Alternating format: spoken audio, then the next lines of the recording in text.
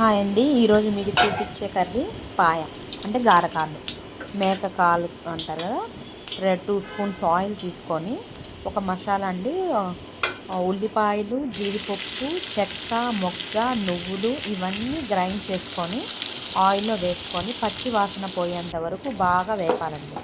వీటిలో మసాలాలన్నీ ఉంటాయి, అన్నీ పచ్చి కాబట్టి ఆయిల్లో బాగా వేపుకోవాలి. నేను ఆల్రెడీ ముక్కల్ని పసుపు ఉప్పేసి కుక్కర్లో 8 విజిల్స్ రానిచ్చేసి ఆఫ్ చేశాను. ఈ విధంగా పసుపు ఉప్పు వేసుకొని అవి ముక్కల్ని 8 విజిల్స్ వరకు బాగా కుక్ చేసుకోవాలి. జలుబు, దగ్గు, ఈ వైరల్ ఫీవర్స్కి ఈ కర్రీ చాలా బాగుంటుంది. నోటికి తగినంతగా కారం వేసుకోవాలి. స్పైసీనెస్, మనం తినే స్పైసీనెస్ని బట్టి కారం వాడుకోవాలి.